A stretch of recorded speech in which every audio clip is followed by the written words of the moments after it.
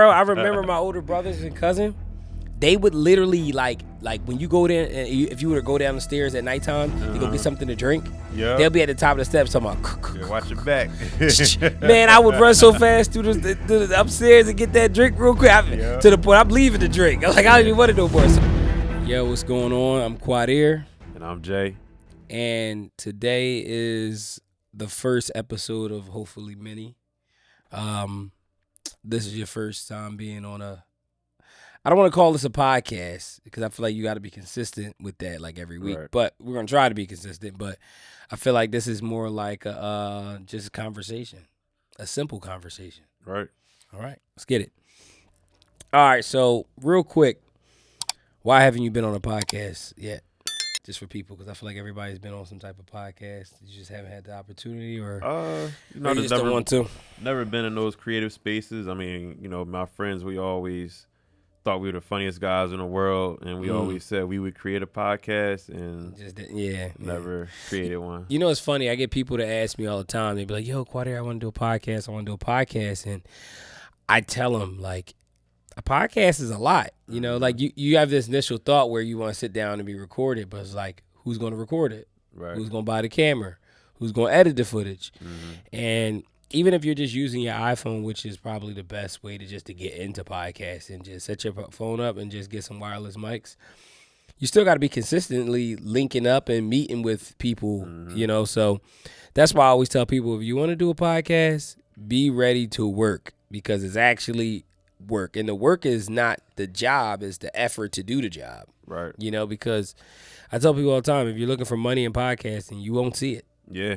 Because a lot of the money comes from sponsorship. Exactly. And you know what? They give those to people that have a big platform. Exactly. Not to the guy that's just starting out. But yeah, I don't know. But we wanted to really come together. Well, I wanted to do this with you because I was looking for somebody for a while to like talk about filmmaking with, and just because we're working on a lot of stuff together, we come out and you come out and help me out with a lot of stuff. It's only right for us to have something that we can just like rely on for us to like talk about, and experiences and things like that, just how we feel. So it feels good to have like just something to be able to a form of content to geek out on the craft that we like. So yeah, I feel it would be great. And since it's Halloween, right around the corner, just to jump right in there, what's your favorite Halloween movie of all? I have my top 3 of all time, so I'll let you go. But I don't know, what's your favorite? If you had to think, even if you haven't had the order, what's your favorite 3 Halloween films of all time? Top 3. All right, I'm going to have to go with number 1. Or we don't need no order. You doing order? Nah, no order. I said no pressure. I like The right. Conjuring. Okay. It was like really the first movie I saw when they were performing like an exorcism in the basement. Like I remember that scene vividly, and the chair was hovering up. It was kind of scary because it came out in 2013, so I was 13 years old. When you remember the date too? I knew you was scared. Yeah. He was like, "No, I remember I was 13 when that came out." That's but funny. James Wan, he's actually became my favorite like director. Atomic Monster, like I love his company that he went on to create, and it's actually went on to become my favorite horror franchise of all time. Conjuring did like surpass a lot of other like horror films that came out did good. So yeah, they definitely have been on a run for a good amount of years now. Yeah, that is true. And then my next one would be Child's Play. Chucky. That's my second favorite horror. I like Chucky. Franchise. Chucky's a good one. And that really creeped me out because I got a little sister. We're like 6 years apart. So like when the first one came out, it was in 1988. I mean, I wasn't born in 2000, but still I seen it when I was like 14, 15. And my little sister had dolls. So I'll never forget me getting out of the shower one day. My brother put the dolls up against the banister, and I opened the door. And I screamed so loud. My mom came out the room like, "What's going on?" Yeah, that's funny as that. Yeah, my brother done put the dolls in front of the banister and scared me. So, just that thought of having a killer doll that in your house can scare you. And then my next one, last but not least, I'm going to say Jack Nicholson. And everybody should know Everybody know. Yeah, I'm about to say you're talking about. Don't get. I'm not mad because Stanley Kubrick is my favorite director of all time. Okay. You're talking about. Why can't I get it out of my head right now? Wow. You got it. I don't know why I can't get it out of my head right now. Hold on. Red Room. I know the movie. Yeah. I don't know why I can't think of the name right now. Damn. You gonna have to say it because now I'm mad. All right. The Shining. The Shining. My bad. Yeah. It's funny. That didn't even. I was nowhere near thinking The Shining. But no, that's my favorite director, Stanley Kubrick. Yeah, so. That was just the fact of having like a killer dad on the loose. When he was chopping down the door and putting his face. And I want to get into that, like the difference from horror that is like horror funny, like where it's like funny horror when you think about it now, versus like those movies that are based off of like it could be one of us that do it, right? Like, you know what I mean? Like, cause he's a father that snapped, so like, I think it resonate with us a little bit more because it's like that could be your dad, right? Exactly. Anytime a horror movie is based off of like people doing stuff that people can actually do, it's like the craziest horror stuff. Like, it's just crazy. It's just like the Ed Gein story that's on Netflix right now. Yeah, that was it's so scary because someone can literally do that right now. You know what I mean? It's like, it's not like we're like outdated where people could cut you up and wear your face. It's crazy. No spoiler alerts, but yeah. All right, what about you? But so off the back for me, number one horror movie for me has to be Friday the 13th. That's a good one. I got to say Friday the 13th because I still remember how they merged the kid, like innocent kids in some of the dreams to being like, then you're awake. And like, sometimes you didn't know they were awake. Yeah. And sometimes you didn't know they were asleep. Right. It was like the craziest cross reality film. And it was like, he was very scary. And how he killed people was like very clever. I always liked the kills because they were like always crazy top notch. The second would have to be for just horror. I would say The Shining as well. Stanley Kubrick's one of my favorite directors. You've probably heard me say it on this channel before, but yeah, I love Stanley Kubrick. Everything that Stanley Kubrick does is great. So I'm gonna put Shining second, just on the list, not in any order, because I really could do 5, but Shining, and then for me, it's a cross. I'm a huge Michael Myers. I love Michael Myers films. But even, I don't think Jason gets a lot of credit. Mm-hmm. Like when I was younger, all of them had their sound that would come on when they were about to kill somebody. Yeah. When I used to hear that,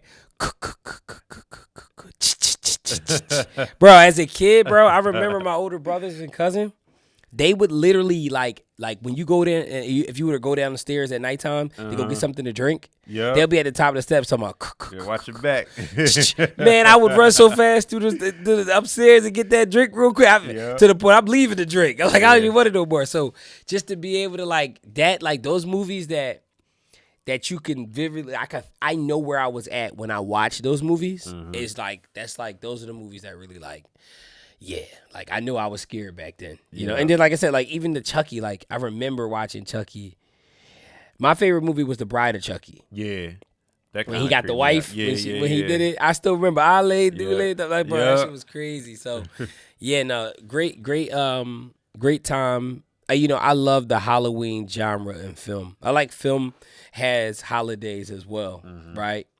And I know Halloween's coming up, but while we're at it, do you have a favorite Christmas movie of all time?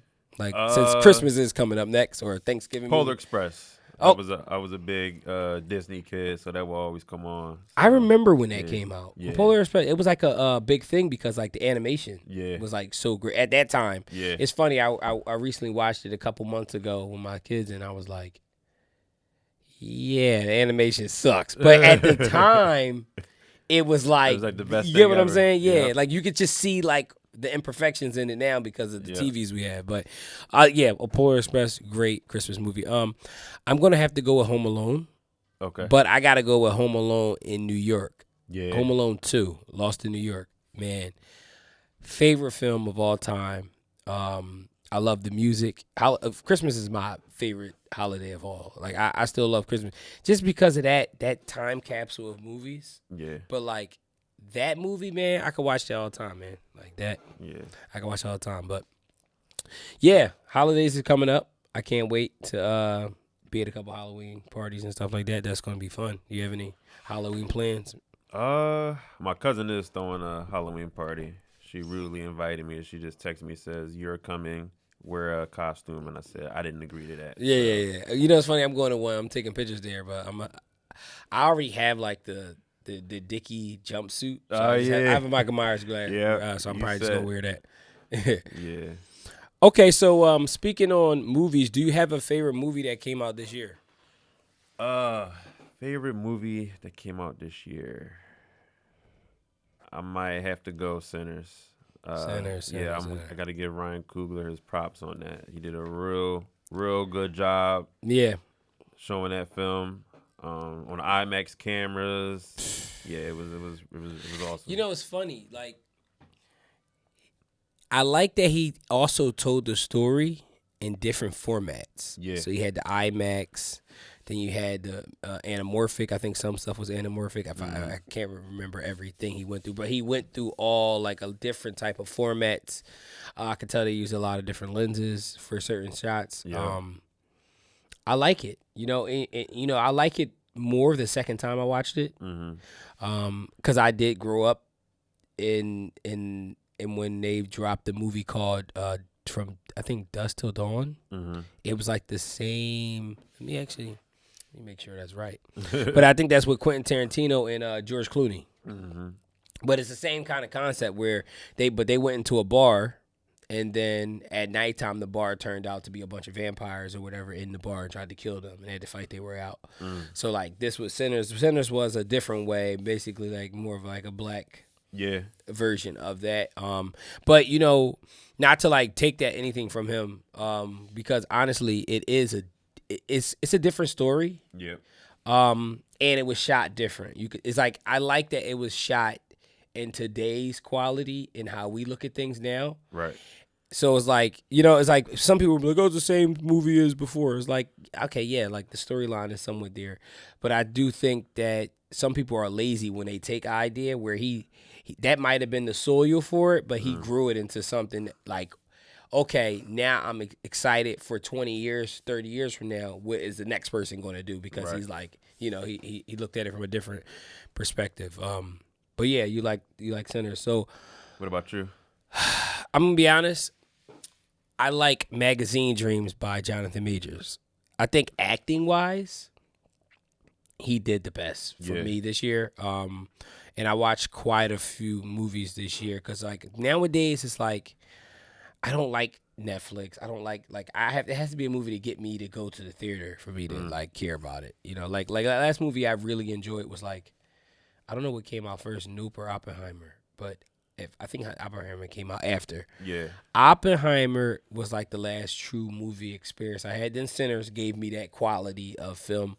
Not as much as Oppenheimer, but close to Oppenheimer. But Oppenheimer is just that movie, man. It was just if you had to watch that in IMAX. Like I don't know if you've seen that. Nah, I missed out on Oppenheimer. I ain't gonna lie. If it ever, because sometimes it comes back around. But if you ever get to see Oppenheimer, go see that. But Jonathan Majors, I think he did a very good transformation, and especially after everything that happened, to be able to act through that. And I think him and Michael B. Jordan are sort of tied, but I would give Jonathan Majors a little bit more because it was more of an indie film. So when you're doing an indie film, it's literally focusing on great acting. Like you don't have the good camera angles and the cool, the stuff that they had in Sinners to make it like even better. Right. You literally have to rely on the acting, and it was shot anamorphic. It was great. So yeah, Magazine Dream. Shout out to my Jonathan Majors. If I can get you in a film one of these days, I will. You're not off my list for actors I'm dealing with, but yeah. I enjoyed that. I enjoyed both of them.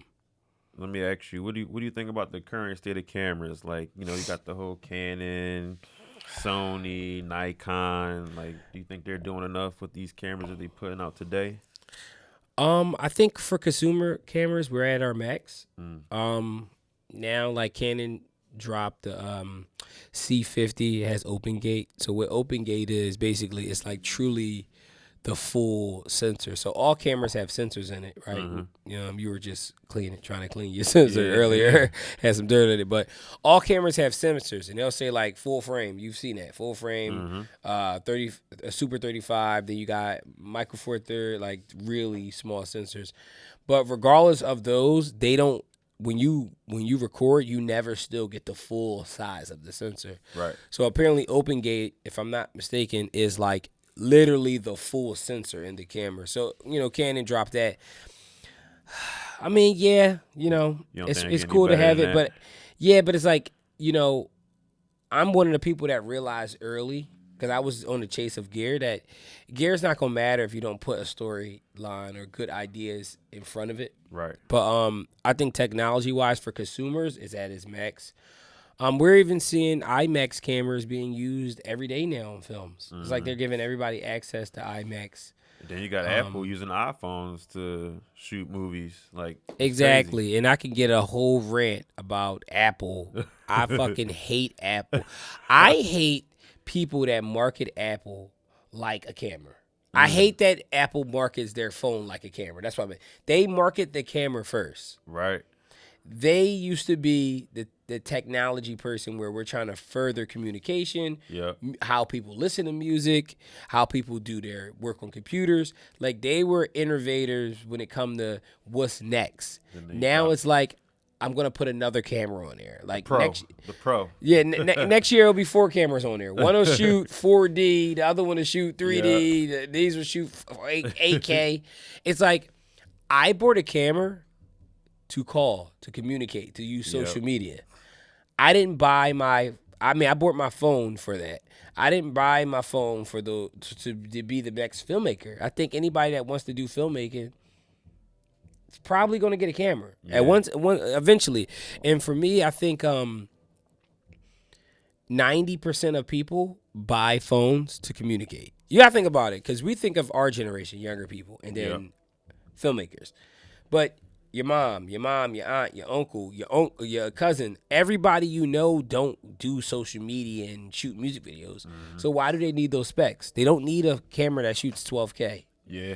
Even though they got cameras that shoot 12K. You don't need an iPhone that shoots 4K 120. Like, do you really need it? No.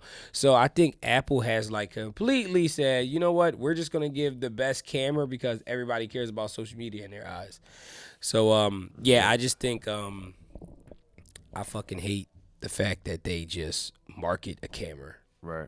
But I don't know, how do you feel about the state of, how do you feel using your camera? Like, do you feel as though you need to upgrade? I know everybody feels the need, but do you, and if so, like, I'm starting to get to that point because I'm just now. He's a Sony shooter, by the way. Yeah, Sony. I'm an ex-Sony guy, but I got into Sony because of him. But I'm starting to use 4K on my reels on Instagram, so I'm thinking I need my A7 III only does 4K 30 frames per second, so I need something a little bit better. So I'm waiting on them to drop like an A7 V. I'm like a series behind because they have an A7 IV out, so I'm just waiting for the next one, which they should be dropping this year, I heard. But with the whole tariff thing going on, I don't know. So I'm happy with Sony. I did start off as a Canon. It was a Canon T7i. It was like a basic. Oh, okay. I didn't know that. But it's news to me. Yeah. But then I went to Sony, and I don't think I'm going to switch. But we'll see if you can. I tell people all the time, man. If you're invested in Sony's lenses, stay over there. Yeah. If you're going to do video, just go get you a FX3, FX6, a Venice, whatever. Yeah. You know what I mean? If you get your bread up and you want to do that, but switching from camera to camera is a horrible idea. I mean, because all brands do it. I mean, look at Red. They're bought by Nikon now. Yeah. So now Nikon is using that on their camera. So if you have a bunch of Nikon lenses laying around, you'll be good. So,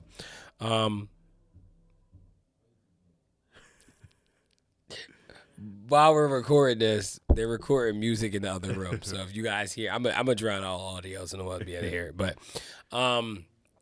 yeah. So I just think cameras right now have been at their max. I don't think that we're gonna see anything that we haven't seen. And it's funny because like everyone, it would be select few people that would have cameras, but it just seems like nowadays little Bobby over there that's 13 at the football game with a 400mm lens. Like, dang, how you get that? Everybody's getting them. Like, it's just everywhere you turn. It just, yeah, exactly. It's like you said, everywhere you turn, and it's getting to the point where you're gonna have to be creative. Yeah, So what separates you from everyone else? That's the question you gotta ask yourself. Yeah, what separates you? Yeah, that's a good question. But I just wanted to come on here and do a quick episode with you. Hopefully, we're able to do more. This is kind of like an introduction because we haven't done one. Yeah. And this is actually our first take. Yeah. I've been around quite a few interviews, podcasts at this point. But another thing I was about to say about your Sony camera, the only reason why I would upgrade your camera, right, because you have a Sony A7 III, is the 30-minute record limit. That's the only, I feel like that's a requirement for everybody to have over 30 minutes. If your camera only records 30 minutes, it's hard. How do you do anything? You know what I mean? Because all jobs, I feel like is obviously you're not everywhere you go, you're not recording 40 minutes, but for an hour. But to have that flexibility, especially a lot of my stuff is long format, so it's I need that flexibility of an hour or 2 hours long till the batteries die, or if I plug it in, But I just wanted to say that. But also. Be on the lookout for new episodes.